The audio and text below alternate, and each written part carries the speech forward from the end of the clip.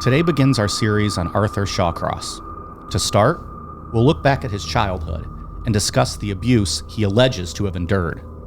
Then talk about what his family says about that. We'll look at his time in Vietnam, his return to the U.S., and his early crimes. We'll also talk about his time in court, in jail, and the steady escalation in his criminal activity. Is Shawcross the most dangerous person we've ever covered? Stick around. I'm Mike. I'm Ian. And I'm Dave. If you're still a believer in the often discredited McDonald triad, stick around. We're going 3 for 3 tonight. That is, unless you don't consider bestiality to be cruel. This is Necronomipod!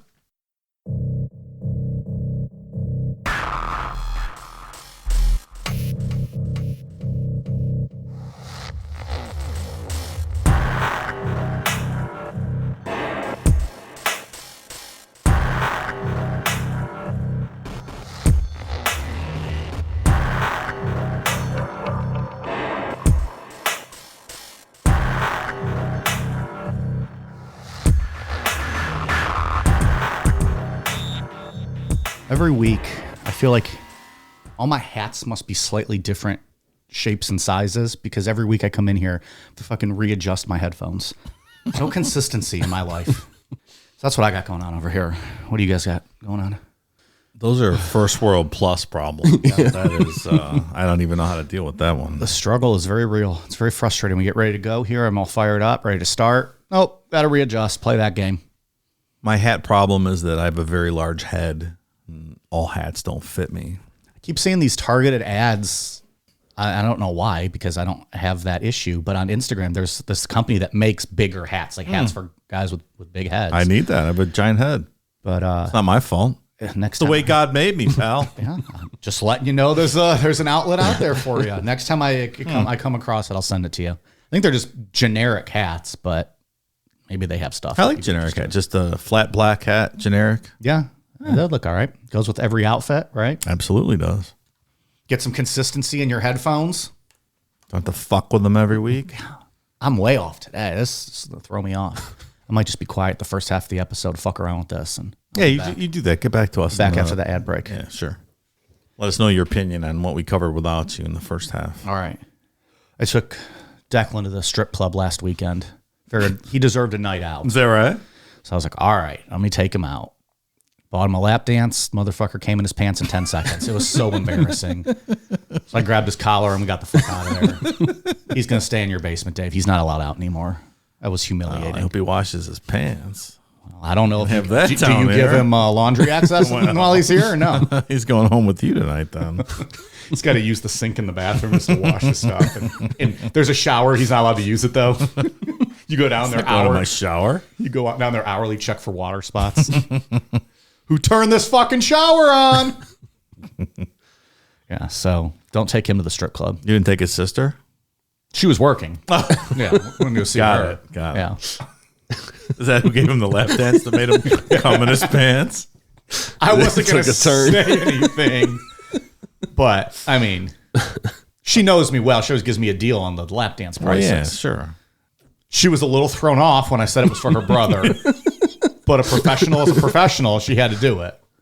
I'm a little concerned it only took him 10 seconds and that was it. He doesn't get out much, though. But his sister, what are you going to do? Pent up energy. He hadn't seen a woman in so long. He's been locked down here. Right. Hard at work. Fucking everything up. Yeah, right. Messing everything up. I think that's at the end of the fun for 2 weeks, right? Now we're going to get into this topic and not have fun. Yeah, this guy's something. Yeah, the end gets pretty bad. There's a solid warning, I think, for the end. For some Part 2, you mean? No, for the end of this episode. I think that's right.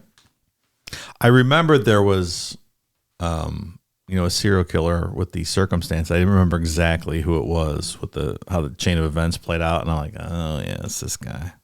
Yeah, this is a really frustrating story. It's preventable. Yeah, Some of it. a lot of it. Yeah, a lot of it. Yeah.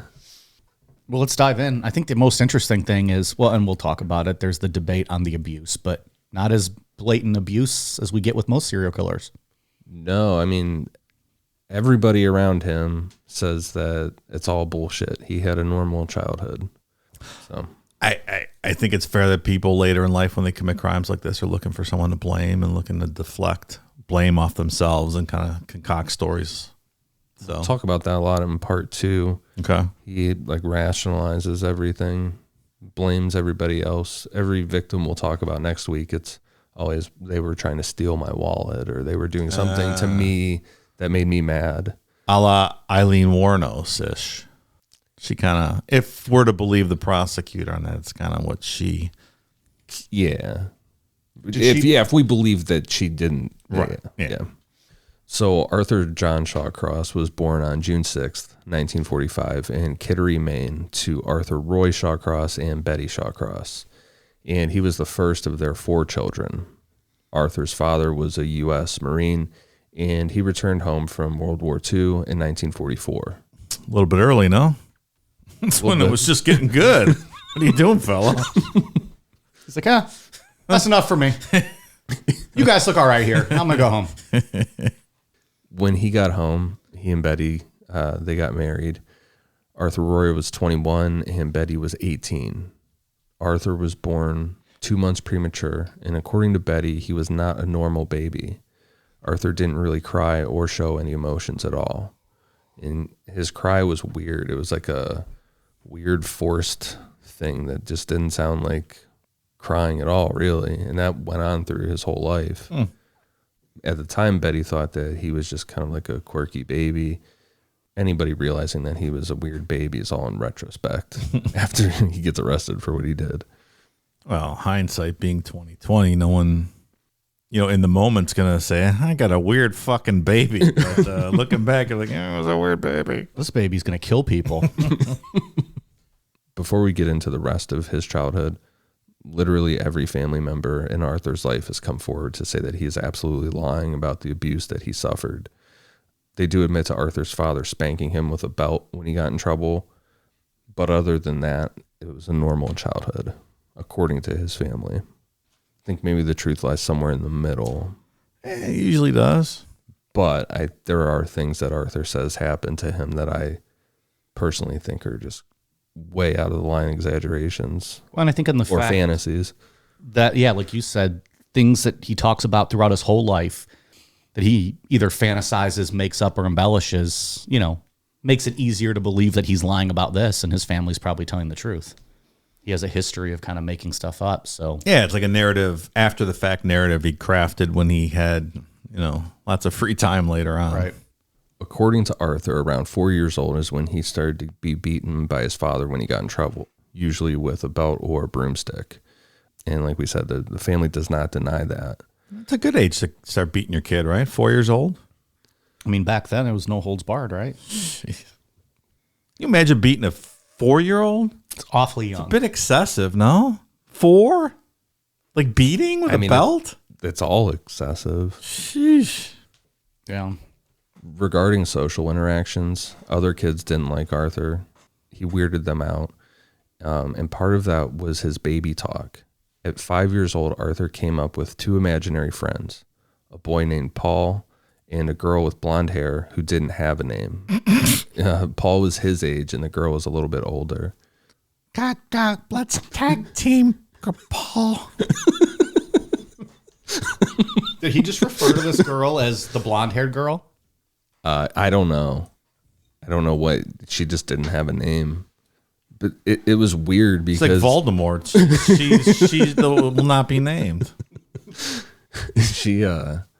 He would like talk for them in baby talk. So like he would say something and then whatever this girl said back, he would say back to himself, but in the baby talk. That's how that worked. I should have been friends with Gary Ridgway's little baby who sat in the back seat while he was killing hookers. At least he existed, though. That's true. My fat da.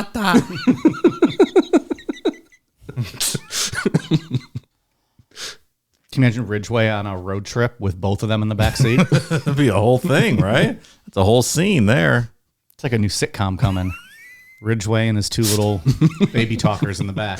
It's the name of the show, Baby Talkers. Baby talkers. The baby talk thing is something that lasts into Arthur's teen years. Like, he just does this all the time. Oh, that's not weird at all. The baby talk thing got Arthur bullied by other kids, and at 6 years old, they all nicknamed him Oddie. Also, by 6 years old, bedwetting had become an issue for Arthur, and that's another thing that lasted well past the age that it should. McDonald triad, strike one! Boom! Dun-dun. I was never much of a bedwetter myself. I was pretty continent. Were you guys bedwetters? I don't remember. Not to an age where I remember it. It wasn't something I had a problem with. I peed on my bedroom floor when I was 40 one time, but I had been drinking for like 12 hours, so that was understandable. Not much of a bedwetter, though. Just a floor wetter. Yeah, floor wetter. I thought it was in the bathroom. Sure. I did that one time into a dresser drawer. Like, I opened up the dresser drawer and You were trying. You It tried. I happens. thought it was the toilet. Yeah. It would have caught it at least. You could have just dumped it out. It's an A for effort. It's the same night you ate a sponge. No, it was a different night. Same level of drunk, though. At 9 years old, there were a lot of changes in Arthur's life. First, he had a classic head injury. Arthur was hit in the head with a large rock, which knocked him unconscious. For this, he ended up going to the hospital and getting some stitches. Second, he started to bully kids younger than him. He was still being bullied by kids his own age or older, but now he was taking those frustrations out on younger kids. And not just normal bullying, like specifically wanted to make kids cry. Very sadistic, wanted to cause pain. It fits the profile, I suppose. And the third thing that happened, his mother found out about Arthur Roy's other marriage. What? One day a letter showed up to the Shawcross house from a woman named Thelma June. While Arthur Roy was stationed in Australia, he met Thelma. She got pregnant, and then they got married. Once World War II was winding down, Arthur Roy ditched Thelma and returned to the U.S. So as you can imagine, it was not a happy household. He should have just said, that place doesn't even exist. What are you talking? It's not real. Australia, what are you talking about? Thelma? You can't argue that. That would have ended the fight right there. Yeah. There wasn't a ton of fighting in the house. Arthur Roy just kind of shut down and became very distant. Arthur was also mutilating animals at this time. Really brutal stuff, beheading animals. At least this is what he claims. There's no one to corroborate anything. So McDonald triad, strike two! Only in the first 20 minutes here. one of the big things he liked to do was scrape the feathers off of baby birds if he could get a hold of them. Oh my God. Really sadistic stuff he would talk about. At 10 years old, Arthur started to run away, which his family said was just for attention because he would always come home pretty quick. His grades also suffered, and he was held back a grade, so he had to redo fourth grade. Do you think when he ran away, it was kind of like when Michael Scott tries to go out in the wilderness? And after he ran away, like at 10 minutes, he was like, oh, this wasn't a good idea. I watched that the other day. It's so funny. He cuts his sleeves in his pants and then tapes them back on. When it starts getting cold out. Yeah. The following year, Arthur said that his mother caught him masturbating, to which she threatened to cut off his penis with a butcher's knife. But it wasn't to his sister. Declan. Sicko. There's another version where Arthur says that she anally raped him with a broomstick. And this with this one is where it starts kind of getting out of hand, where you don't know if this is like a sexual fantasy or you know what's going on. Like if he would have preferred, he'd fantasize about mom raping him when he found his, or when she caught him. Or something, or that he gets off on trying to say the most shocking stuff to people after the fact. Yeah. See their Makes sense, reaction, too. like turns him on.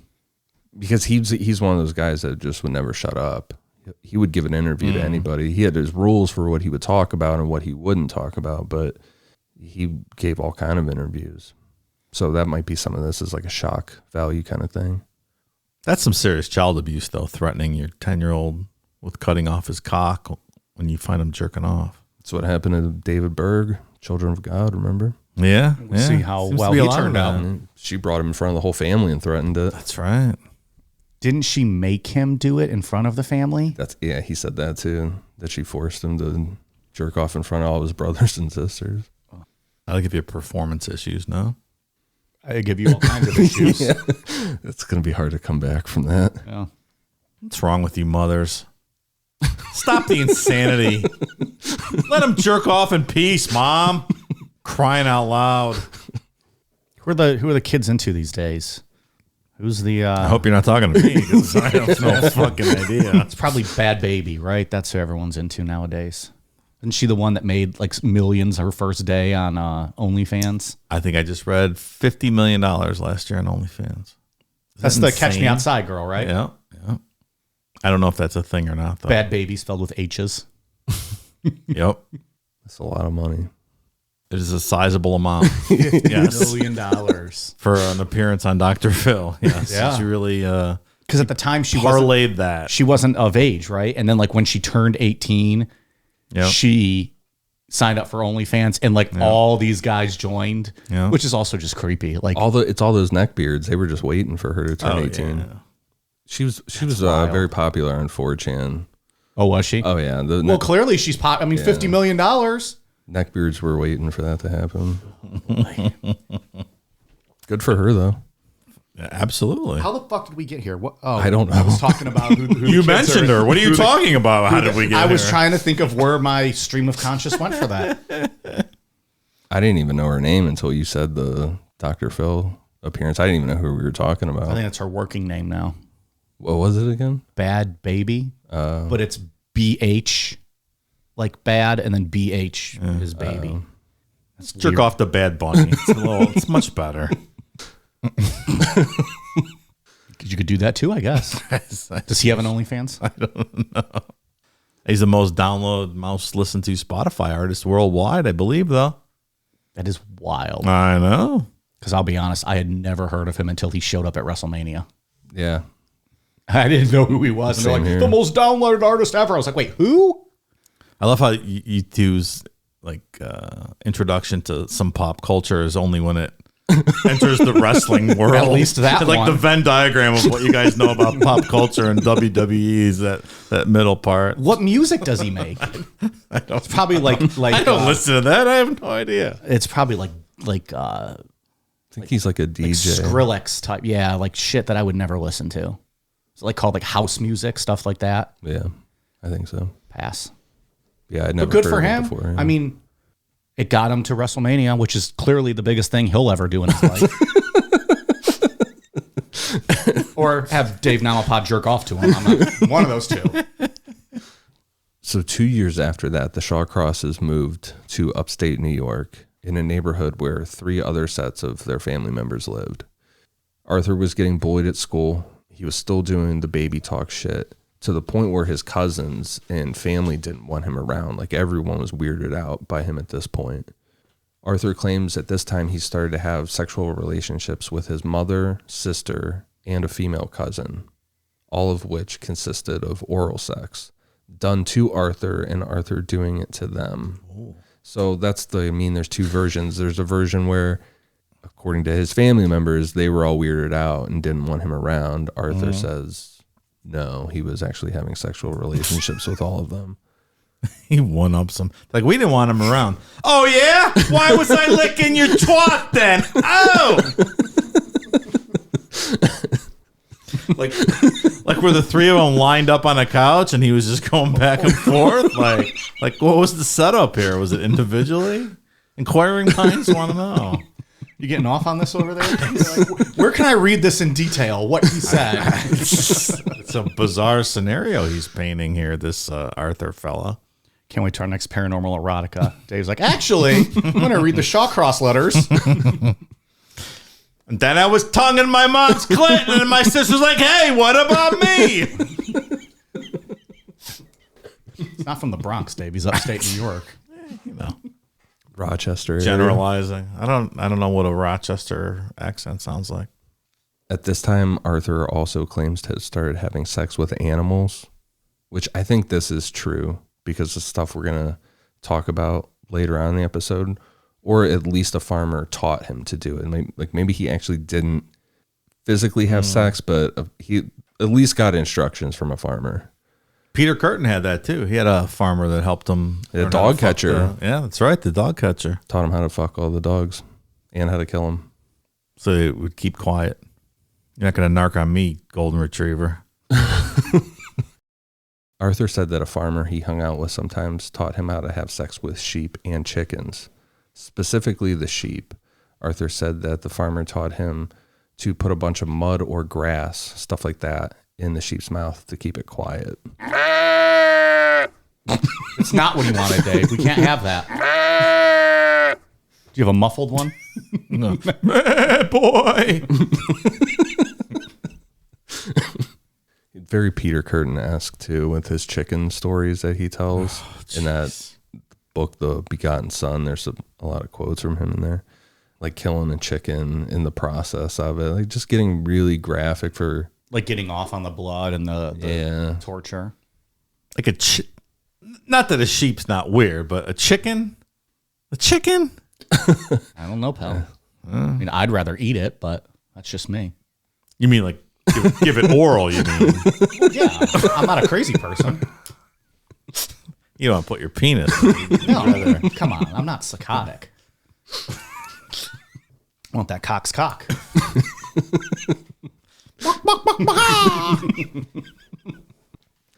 Arthur also failed at school some more, and he was going on 17 years old in the 8th grade. He made it to his freshman year of high school and then dropped out, but not before receiving another head injury. During either gym class or like a track practice type thing, he was hit in the head with a discus and knocked unconscious. At this point, just start wearing a helmet, dude. Like, come on. 17 in 8th grade? Like at some point do we say, hey, maybe learning's not for you and we're going to go down a different path here? That seems a little old to be with 8th graders. What's that, 13 years old? I mean, Billy Madison seemed to have a good time. I don't know. You get to bang the teacher. He's focused on the teacher, yeah. Right? At that point, he's almost going to be legal age. You might as well hang in there. I'm not sure 17-year-olds should be around 13-year-olds in 8th grade, though. It's probably not good for the other student. It's not good for anybody. No. It's not good for him. No. It'd be home instruction at that point, at the very least. Yeah. Go back to mom. Eat her pussy and never teach her Spanish. I'm not sure that's a good idea either. Eat her pussy and she'll teach you Spanish? What did you say? That's homeschooling. Reading, writing, arithmetic, and rim jobs. After dropping out of high school, Arthur followed... High school? It was in 8th grade! He made it to his freshman year. So he made it out of 8th grade. He did make it out of 8th grade. Like, I'm out. I'm going out on top. I finished. Woo! 8th grade graduate, motherfuckers! I'm educated now.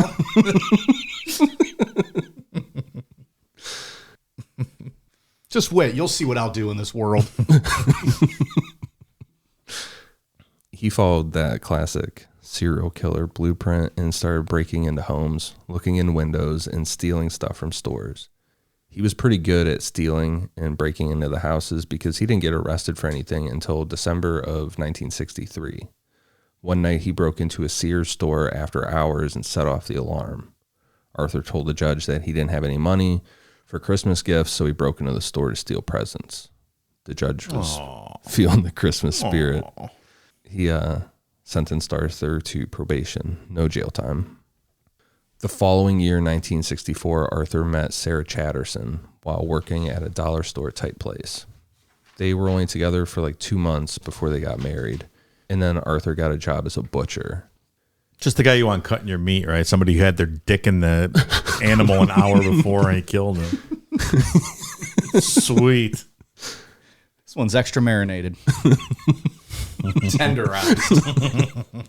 He gets real weird into talking about the raw meat, like saying that he could just take it just straight raw and take a bite out of it and tell whether it would be steak or used for ground meat. I thought you were going to say, and you tell her I had been fucked. I don't know why. That's what I was like, he's going to say that. Like, oh, yeah, this cow's been fucked. I split this cow wide open last night. I remember. He's like, and I know that because I did it. I know that steak anywhere. Thank you. Come again. What a fucking weirdo already this guy is. Yeah. Nothing good. No. Not a single thing. No, not at all. He graduated 8th grade. Stop it. Don't diminish his achievements. The marriage only lasted for about 1.5 years because Arthur violated his probation when he broke into another house. Sarah also cited the fact that their sex life was terrible. Arthur could not keep an erection. Well, maybe if she mooed or something. Yeah. It was hard for me. You think she was cucked by a goat? Or a chicken?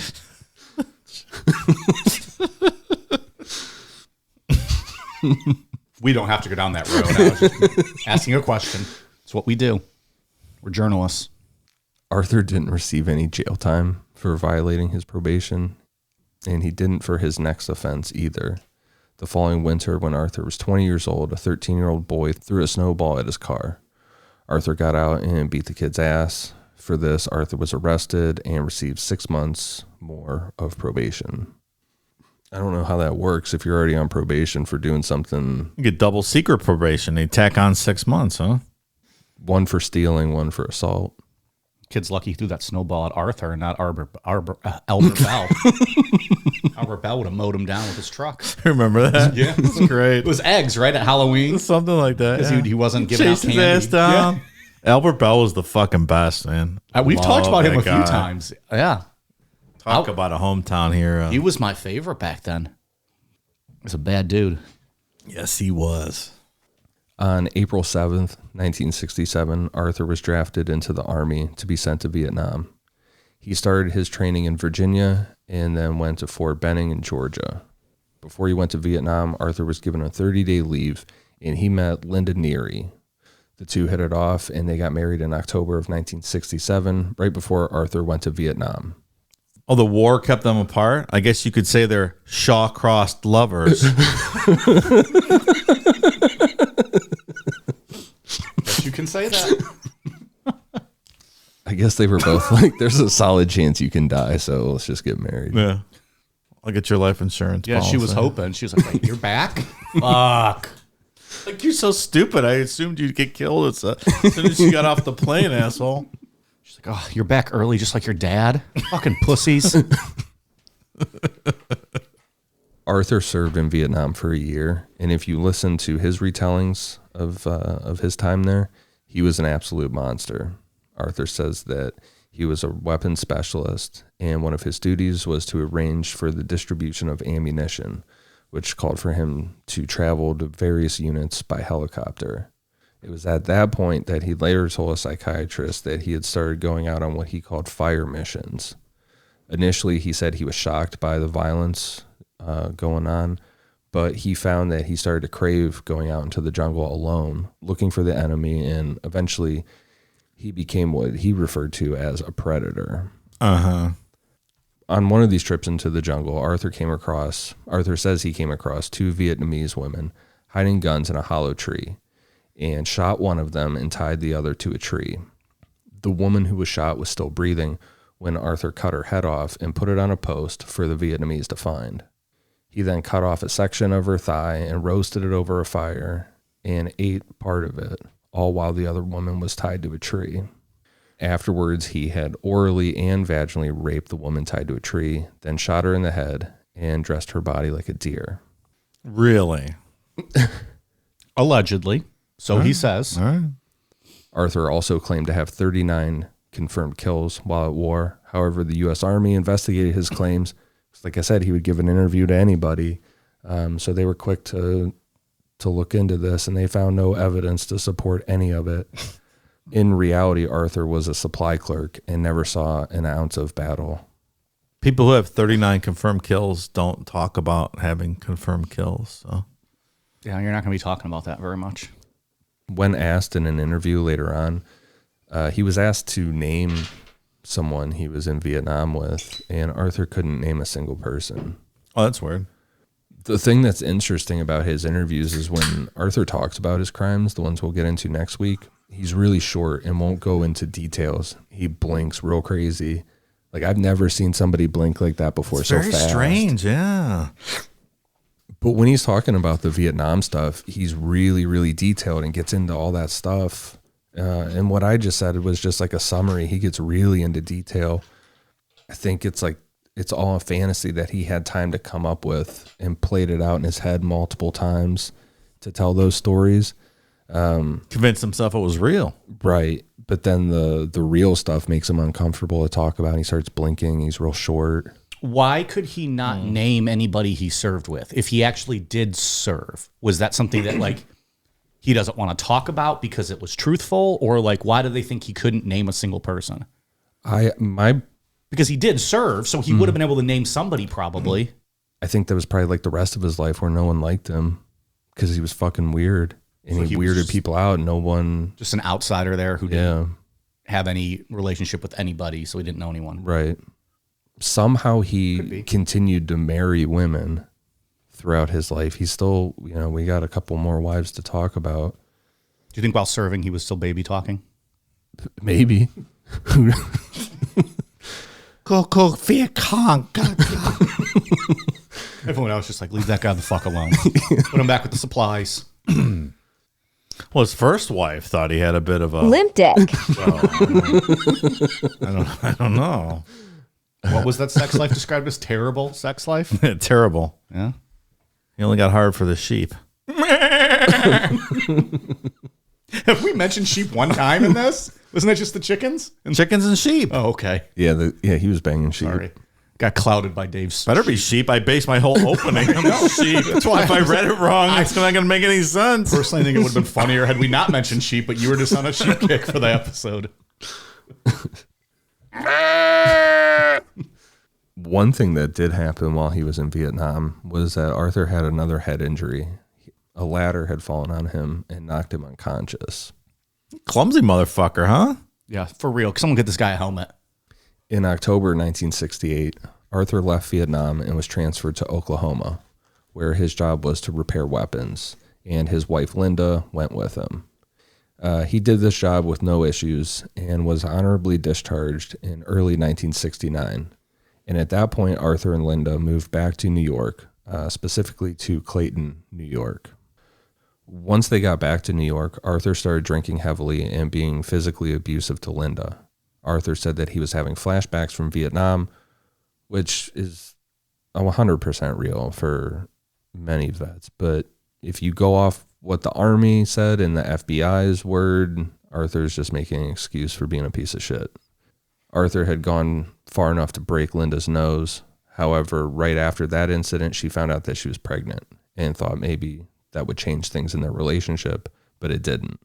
4 months after Linda found out she was pregnant, Arthur beat her to the point that she had a miscarriage. After this, Linda filed for a divorce, which ended up being finalized in 1970, but no charges were filed. I don't think she went to the police or anything, unfortunately. While all of that was going on, Arthur tapped into another classic serial killer trait, setting fires. McDonald Triad, strike 3, you're out, motherfucker! In April of 1969, he burnt down the Norton Brothers paper mill. A couple days later, he burnt down Crowley's Cheese Company and then called the fire department to anonymously report it. Really similar to Peter Curtin, getting off on that thrill of watching people. He really is just like a Very replica similar, of Peter yeah. Curtin. With the animals and then with the watching. Yeah. I mean, the Venn diagram of people fucking sheep and burning stuff down, and we're getting to a small population, right? I hope. I hope so. And Maybe it's larger than I think, though. add I another hope it's not that big. getting off on the blood and the hurting, not just the fucking of the animals. Yeah, good old Pete. As soon as he saw the blood hit the ground, he fucking blew, just like Declan at the strip club. Just like it. Yeah. Even the sound of it, he said the sound of it hitting the floor. Yeah, all the qualifiers we set up, you hope that population size is minuscule. It's probably not, though. Probably throw an education level on that too. Dropping out. 8th grade sheep Eighth fuckers grade. who come when blood hits the ground. Can we round those people up, please, so I feel a little safer at night? Who also get off on watching the authorities find the carnage. We'll put out a Craigslist ad looking for a. We'll send them like fake letters that they all won World Series tickets and they have to report to this building, and then we'll take care of them.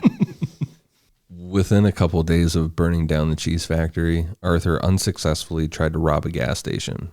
It was a gas station that Arthur went to a lot, so the owner immediately recognized him. Arthur was arrested, and for no reason, he just started admitting to committing the arsons. He was sentenced to 5 years in Attica prison, but not too long after he got there, he was transferred to Auburn prison. Arthur catches a lucky break while he was at Auburn prison. On November 4th, 1970, a prison riot started at Auburn prison. I ended up finding a local news report written by Martin Arnold for the New York Times. And speaking of prison riots and incidentally Attica prison, that might just be an upcoming episode of Mike's History Corner. Really? Patreon.com/Necronomipod. Perhaps in 2023. Interesting. Any hoodles. Here's from the New York Times. Auburn, New York, November 4th. Prisoners seized control of the state prison here today and held it for 8 hours before they returned to their cells and agreed to discuss their grievances with the authorities. Nearly 50 people, most of them guards, but some of them construction workers from the outside, were held as hostages. They were released late this afternoon. 4 guards were injured, one having a possible skull fracture, and a civil defense attorney who was helping to direct traffic away from the prison died of a heart attack. One of the hostages said that it was, quote, rough inside. Some of the prisoners really wanted to get us.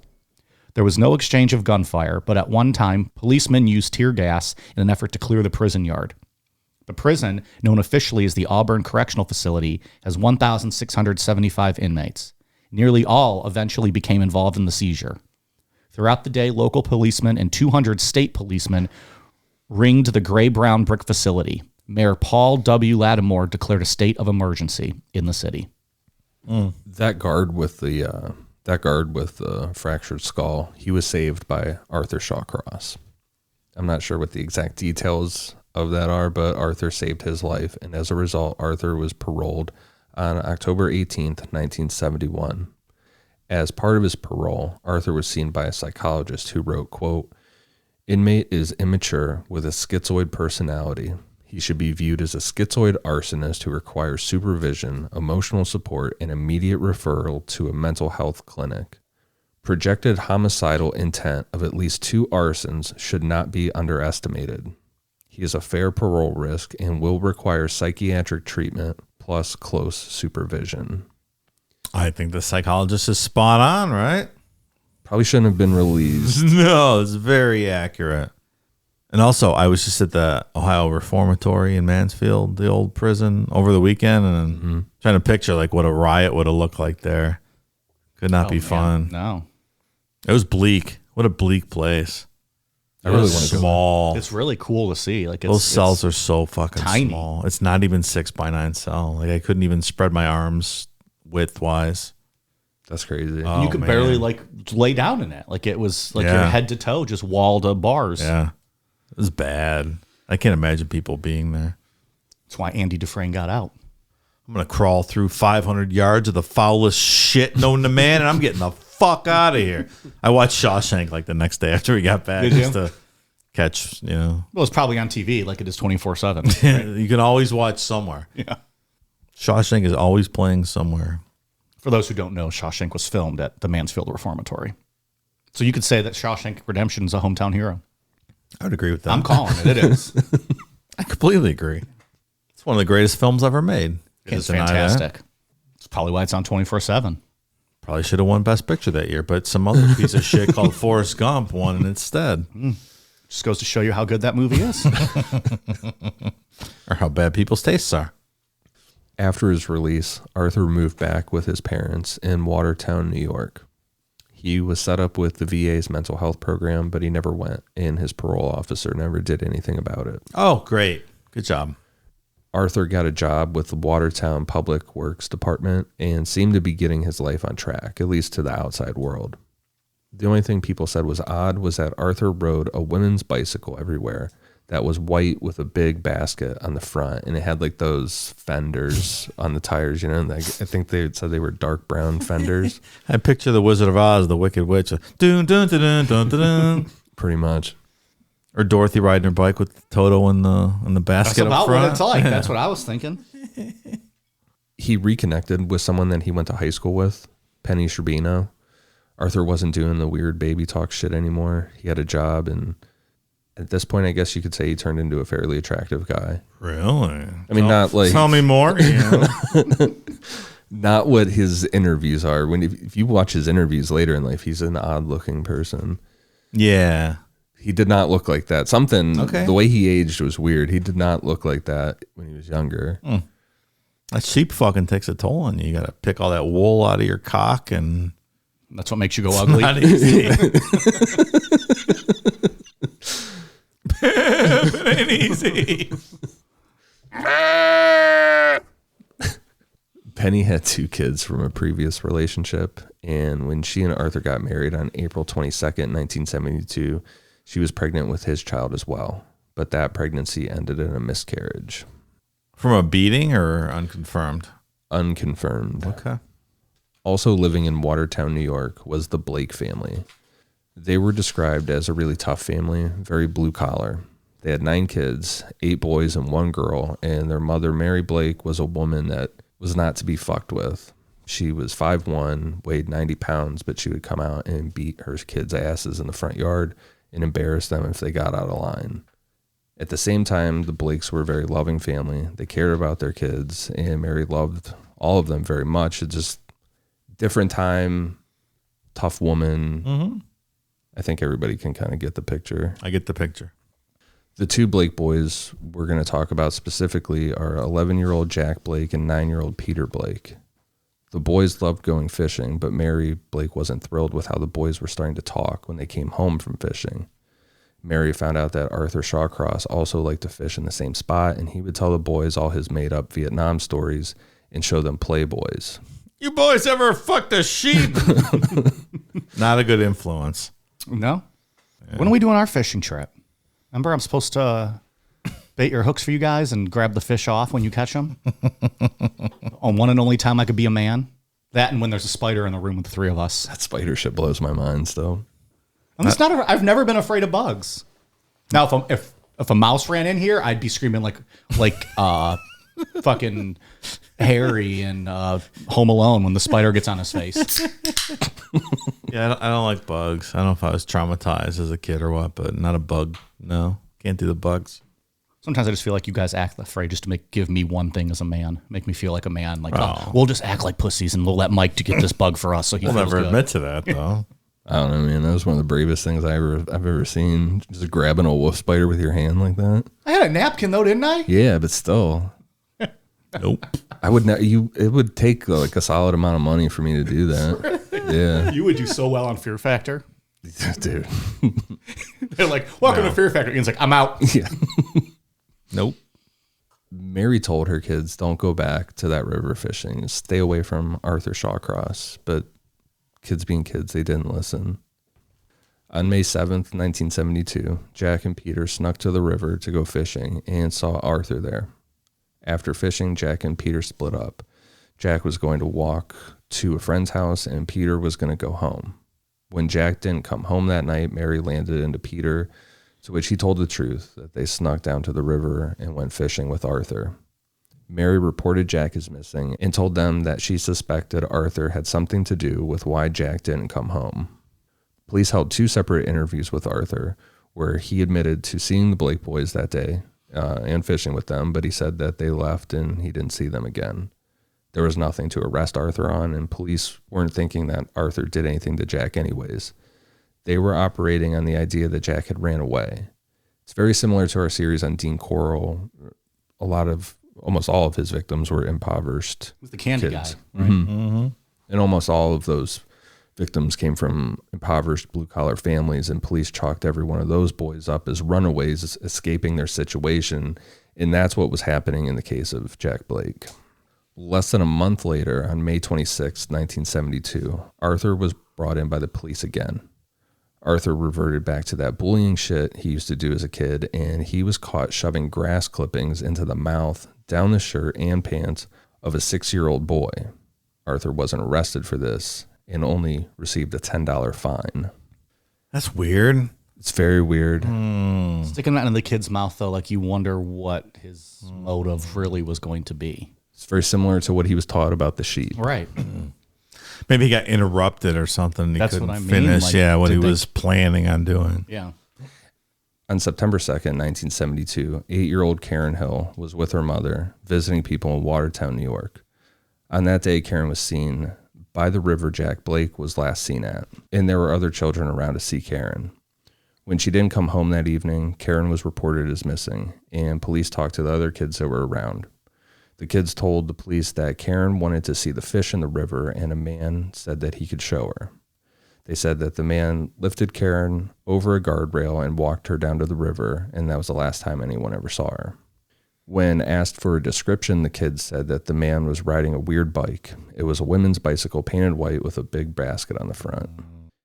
At 10 p.m. that night, police found Karen's body in the river. She had been stuffed into a sewage drainage pipe under a bridge. A slab of concrete had also been jammed in the pipe on top of her. The only reason police found her was because her feet were sticking out. There's some other reporting saying that her head was sticking out, but there was an interview with one of the officers that found her. He said feet, so we'll go with feet. Final answer, feet. This is the warning part. This is rough. Karen Hill had been raped. Her vagina had been mutilated. She had grass and mud stuffed into her mouth, nose, vagina, and rectum, and she had been strangled to death with a string from her shirt, like a hoodie string, it sounded like, kind of thing. That's a brutal introduction to murder. You get Gacy. He says it was an accident, or he stabbed that kid. And a lot of guys, it seems to be just a trial and error thing. He went for it, huh? Or, maybe there was 20 before them that were never found. It's always hard to figure out with these people. When they actually started. Yeah. Because for the longest time, Richard Ramirez was thought to have started, I can't remember what year, but actually he started like 4 years earlier. They DNA tested. 9-year-old girl in that apartment building stairwell or whatever it was. Yeah, that's right. Which he was embarrassed about and didn't want to admit to. That's exactly how Arthur Shawcross is too. That is his one rule for his interviews. He will not talk about Jack Blake or Karen Hill. Why those two? I think it's because he can't rationalize it. Like next week, we'll talk about how he says, "Oh, they were stealing from me," or something that a sex worker did wrong to him. He can't justify killing kids. Are these the only 2 kids he killed? Mm-hmm. Oh, okay. Yeah. I see what you mean then. Police brought in search dogs that night looking for Karen, and once her body was found, police allowed the dog to get Karen's scent, and that dog led police directly to Arthur's front door. On top of that, police saw Arthur's white bicycle with the big basket. Arthur was arrested, and he confessed to the murder of Karen Hill. But now the police believed what Mary Blake had been telling them about Arthur, and I didn't put it in the outline earlier, but it wasn't like Mary just told the police, "Hey, I suspect Arthur," and then shut up about it. She was very vocal in the community. I bet she was. There's newspaper write-ups of her, saying it was Arthur Shawcross. The police aren't looking into this. After negotiating, Arthur agreed to tell the Blake family where Jack's body was, but in return, Arthur would receive first-degree manslaughter, which carried the sentence of 2 to 25 years in prison. We don't know the details of Jack Blake's murder exactly. In one of Arthur's journals found after he died, he said that he hit Jack too hard and realized that he would be sent back to prison, so he strangled Jack to death. Then he went back to Jack's body over and over again, apologizing each time until he got the urge to kill again.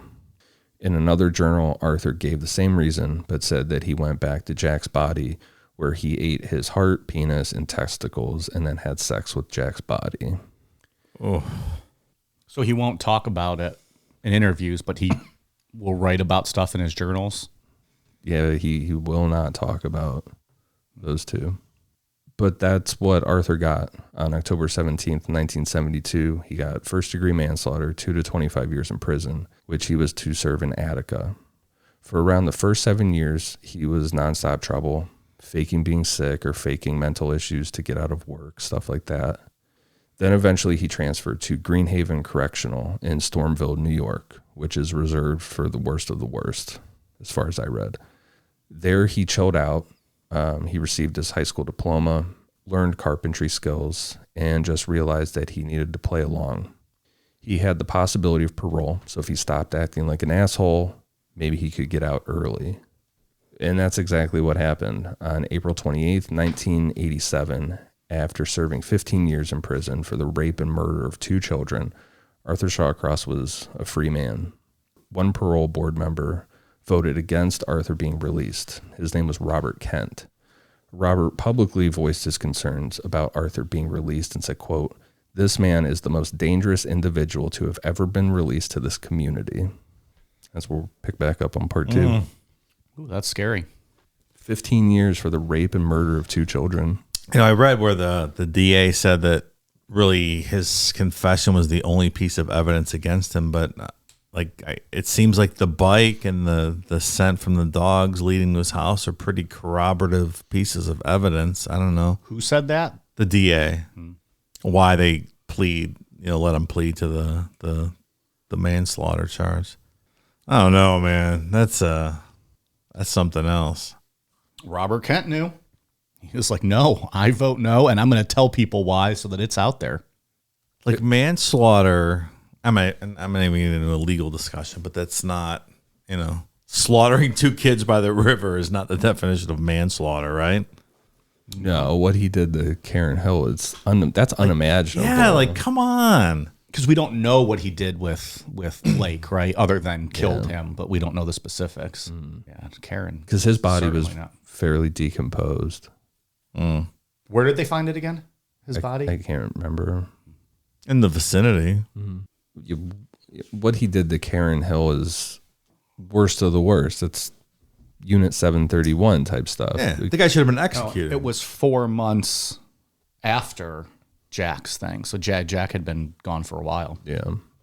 And with his journals where he said that he went back apologizing over and over again until there was no body left. It was just bones. And then the other graphic version, the truth is probably somewhere in the middle, because next week we'll talk about he goes back to the bodies all the time.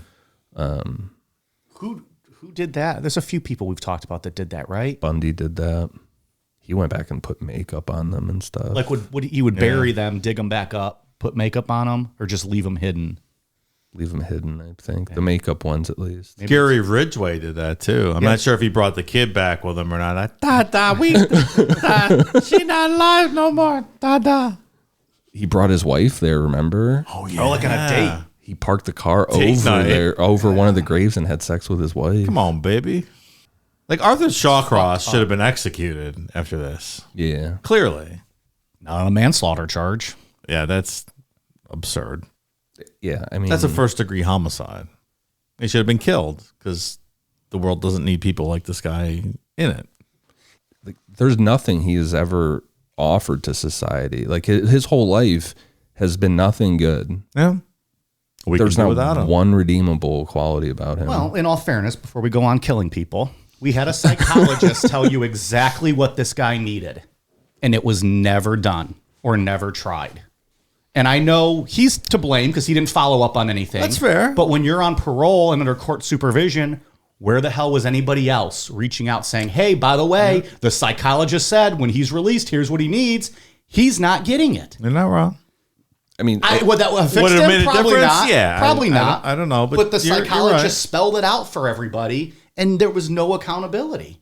Which we see often with these when people are on parole. But again, social workers are overworked. Parole officers are overworked. I don't know what kind of caseload they were dealing with. It's not an easy job. It's not, a black and white kind of thing. I don't know. I don't give them that benefit of the doubt. No? You have a guy that this is dangerous. All the psychologist said his word, projected homicidal intent. How is that guy not near the top of your caseload? Yeah, okay. I'm just saying. And I'm not putting it on them either. No. But there was a plan for this guy, or at least a recommended plan that was never tried. I'm just saying I don't have any insight into the specifics of what that person was dealing with. But you're right. It needs to be a priority, and we can't lose track of people like this. No. And it also seems like, though, there was just throughout his whole life no accountability with regards to like violating his parole. And like you said, double secret parole, well, what's happening with this guy? Yeah. The fact that he was able to get out of prison after murdering Jack Blake and Karen Hill might be the biggest ball dropped we've ever talked about. I 100% agree. Yeah. At the very least, Without this a guy doubt. should never see the light of day again. Like, you should be in prison forever. And we'll see the parole board, everybody except Robert Kent thought he should be out, and that, that he's well adjusted and things now. They couldn't find a place for him to live, because every town they tried to move him into, as soon as people got word of what he did, it was like mob mentality. I'm sure it was. Of course. People crowded around his house and like forced him out.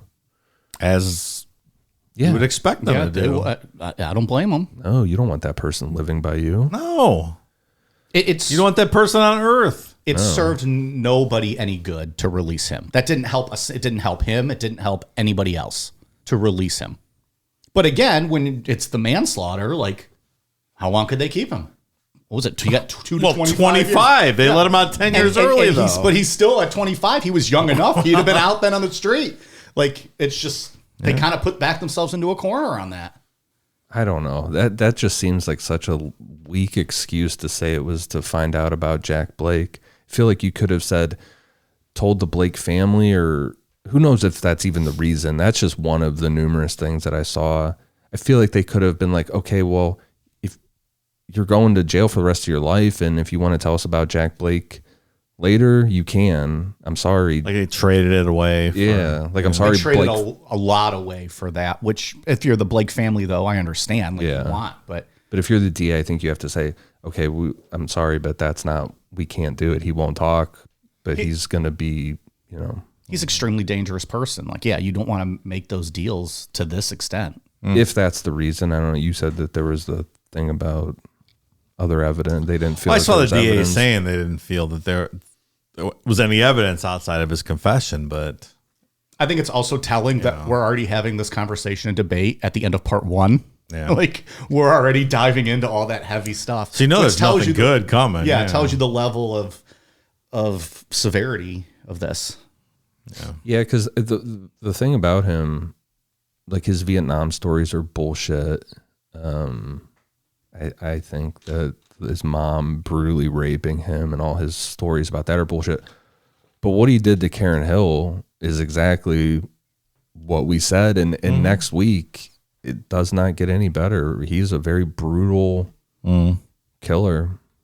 Is he done with the arson now at this point? Is it just more the brutality and the rape and the sexual? McDonald, try it. Complete. We did that like the halfway point of the episode. He was already through it. That's what I mean. He offers nothing good.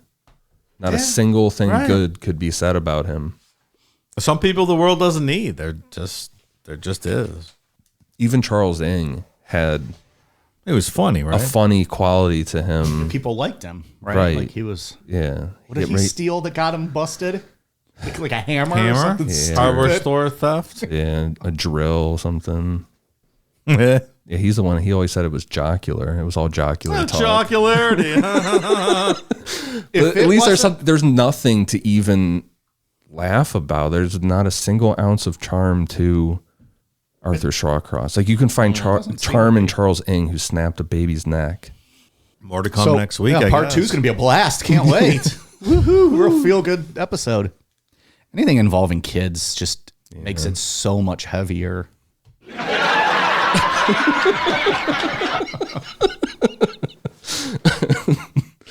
Have you ever had the urge to push that during one of the really heavy parts of our show? Well, Could have been when Ian was like, Charles Ng snapped a baby's neck. Hit them.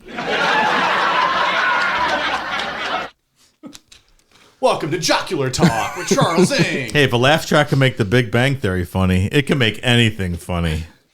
That video. Does it make it funny though? Or does it tell people when they have to laugh because it's not funny? That video of Big Bang Theory without the laugh track is so hard to watch. Yep. It's cringy. Yeah. It shows you everything. It's tough. Oh, well, I'm excited. Yeah, next week we'll I mean, I'm not. I'm being sarcastic, but we'll start off with his them trying to find him a place to live because nobody wants him. And then we'll go from there. Speaking of McDonald's, I didn't hear what the changes are, but like I think the TV was on mute. I can't remember, but I saw something that McDonald's is making changes to their burgers, Really? including like new buns. Really? Yeah. I'm not sure For what else. all burgers? It said they're top burgers, so I don't know if that just means like the Big Mac and the Quarter Pounder, and I guess what else? Are they have taking the Big Mac to the size that it was in the 80s when it was twice as big as it is now? That would be nice, but I don't know. So we'll have to see what comes of that McDonald's triad. We'll do a part 2 on that as well when I get more information. That sounds great. If only I had Taste like a test. device I can look it up, but If only. my phone's all the way over there. Well, all right. I don't feel good after this episode. These I didn't ones feel just good bum me right out. Nothing to feel good about. We had, spoiler alert, we had Johnny Gosh on the list. But we're going to bump him back a little bit. He was after going to be in the talking about this. upcoming schedule, and he's going to get pushed. Yeah, after I read that stuff about Karen Hill, I'm like, maybe we can push Johnny Gosh back. Give a break on the kid stuff after this. For your mental health. It's not fun to read about. No, it's And not. our mental Not at health. all. Yeah. I like the alien stories, man. I do too. It's true And crime. I like the It's true ghost crime story. kid killing stuff. We haven't done a good poltergeist one in a while.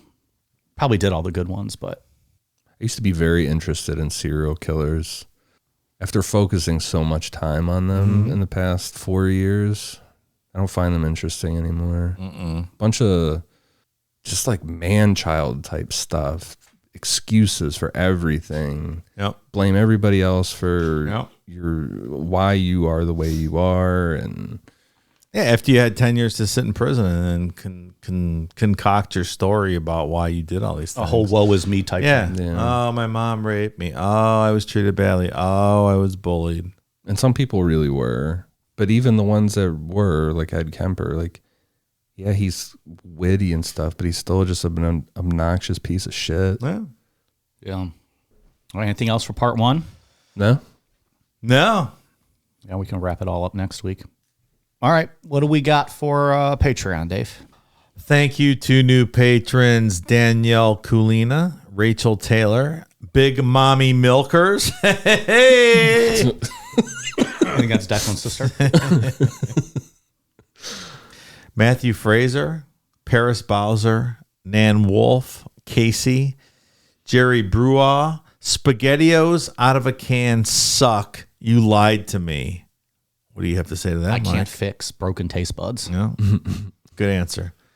Kale Prothero, Joshua Riddle, Mikey's big left nut on your forehead. Not my forehead. I don't think that's me. No one ever calls me Mikey. Kirsty Grimbley, Robert Bretlin, Doug Woods, must have cucked your dad. Good one. Good one. Taryn Ivy, Ashley Felton, Michael, Jake Lopez, Charles Delancey, Shaney G, Carly Munn, Ryan Stark, Melissa Fralin, Matthias, Mrs. Hildebrandt's Big Hairy Beaver. Well, I don't know if that's ever been proven. She probably does have a big hairy beaver, though. You're right, sir. No, I think she gets it waxed and her butthole She gets it bleached. waxed? And her butthole bleached. That's what you're hoping when you have your first date with Can her. you imagine what it's like when she calls to leave the message for that appointment? Calling her the salon. My beaver's poking out of my shorts. I'd like to make an appointment. That was good.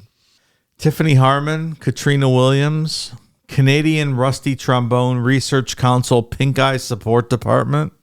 Complicated job, I bet. Thank you for your service. Jose Contreras, like the Jose Contreras, the baseball player. I think probably. Probably. Amber Nicole, Clint Ogilvy, fuck Ian, Mary Dave, Cuck Mike. There, I fixed it. Did they not? Did they kill you before? They might have killed Mike. Now they're cucking him instead. I don't know. Dylan Navarro, Sandy Cheeks be clapping her cheeks. Is that talking about SpongeBob? I don't know. Sandy Cheeks be clapping her cheeks. Hold on. Is Sandy Cheeks a SpongeBob character? Hold on. Yeah.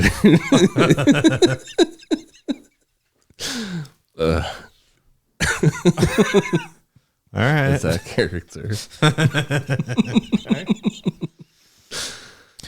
Hannah Hay, Tara Morales, Jordan, Shannon Swift, Junior Amaro, Alicia Garcia. How do you circumcise a hillbilly from West Virginia? You kick his sister in the jaw. Yahoo! Yahoo. Weep and come. Mike's doppelganger goes to my gym. Thank you, new patrons. Excellent work as always.